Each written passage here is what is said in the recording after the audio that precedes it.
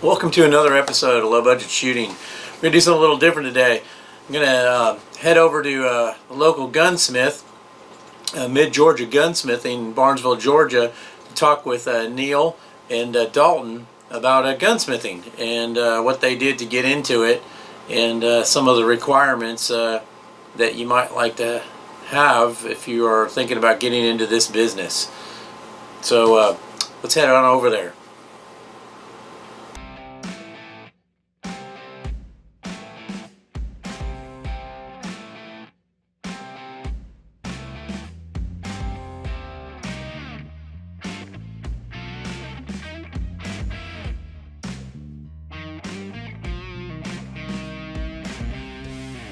Hey, welcome to today. I'm sitting here with Neil and Dalton from Mid Ga Gunsmithing. Yeah, Mid Ga Gunsmithing. And I wanted to show you some of the things that they do here. They make suppressors, and I also wanted to talk with Neil and Dalton about how they got into gunsmithing. So, off to you. When did you start this? So this year will be 10 years is when I decided to get into full-time my hobby of working on doing guns. And so I started as a parts changer repair guy, and then went to back to school at 44 in the machine shop, machine classes in the local tech school. Mm-hmm. Did 2-year manual machinist degree, didn't go on into CNC, and I met him at a gun store. He was, so what are you, 24 now? You were what, 15 working 15, yeah. Working in a gun store selling ammo. Wow. And then he went on into, wanted to do gunsmithing, but decided to do the machine shop. He came in right as I was leaving in the same school. The tech school? Yeah, yeah. And so once I got out of that, the smithing really boomed out, because you can't smith if you're not a machinist. Yeah. In my viewpoint. Yeah, no, I agree with you 100%. It's a big limitation even with what I do. My little hobby kind of, if it comes to having to fix a part or machine a part that's not available, I don't have any of that equipment. I don't even have the knowledge how to do it. So that's when you pass it off to somebody who knows what they're doing. I bought the equipment, I bought a lathe, bought a mill, and decided I was going to YouTube teach myself. And that cost me a couple $1,000 and about a month of broken tools and buying new barrels. And I said, I think it's cheaper to go to school. So I made contact with the old tool and die maker that ran the class, and he's like, get in here if you want to learn from me. He said, I'm retiring soon. So he actually retired the month I left, I think. I got him. My first semester in there, he retired. How long were you in? How long were you in school? It was 2 years. 2 years before you. Yeah. And when you left after that 2 years, did you feel like you had a really good command over everything, or was there?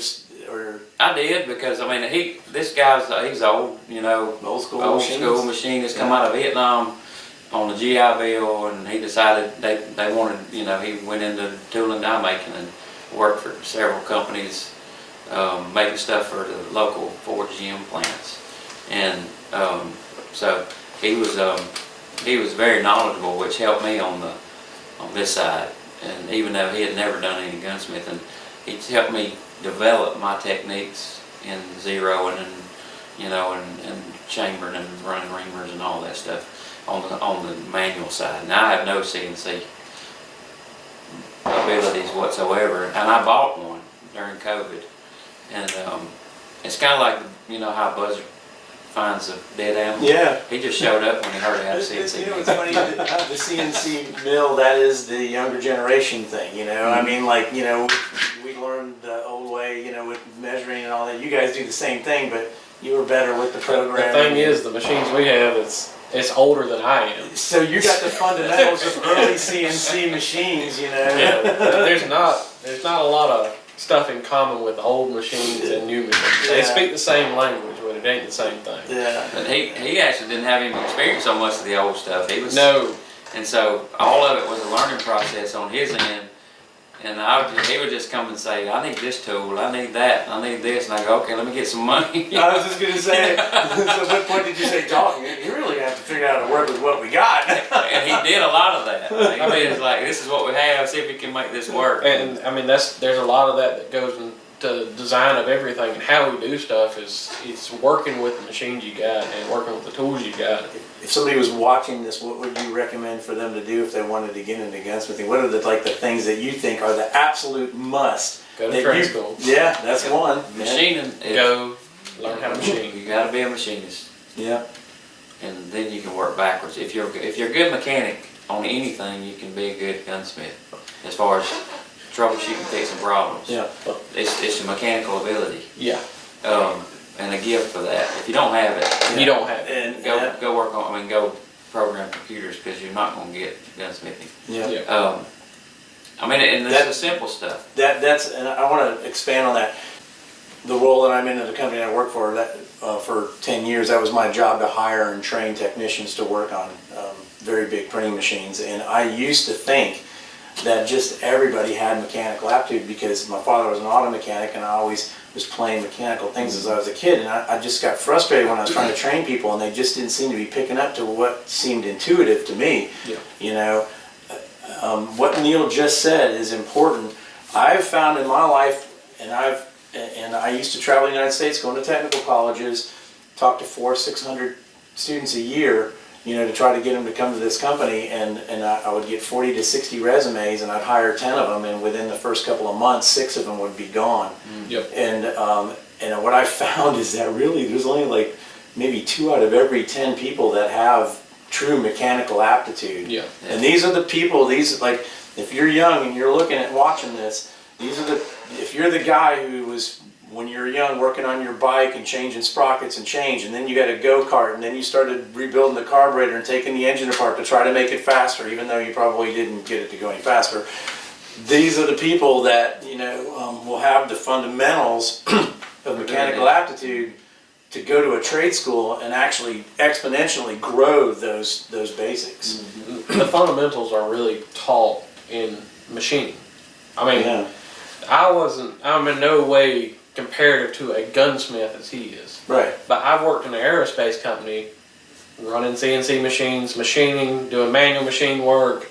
I mean, high-end stuff, Boeing, Gulfstream, Yeah. Lockheed Martin, stuff like that. And my gun knowledge is nowhere compared to his knowledge, Yeah. but, you know, machining knowledge. Right. And it applies very well in terms of back and forth. And it's probably a huge help for you though, because of all of Neil's knowledge on the guns. He can tell you how it needs to be. Yeah. You know how to take the tooling and make it do that. Yeah. That is pretty. It's a the two good partnership. partnerships that need to be done. So I got a couple questions in closing. What's your favorite thing to work on? What do you like working on? Let's see. My favorite thing in the smithing world? Yeah. I would say probably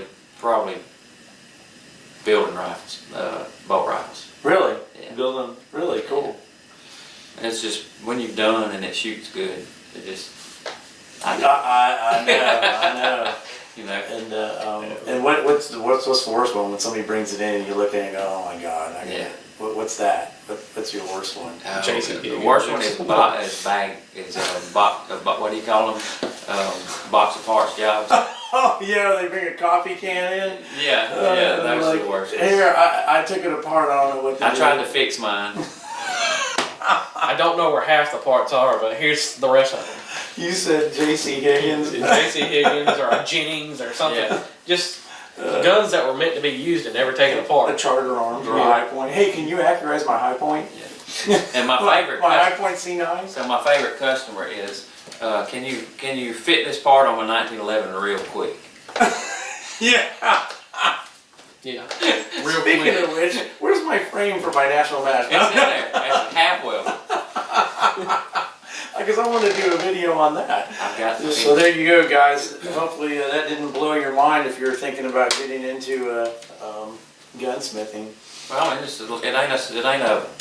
It's not an overnight thing. Yeah, You gotta count on There is. make another living somewhere else for a little while, because that's what I did. This is craftsmanship.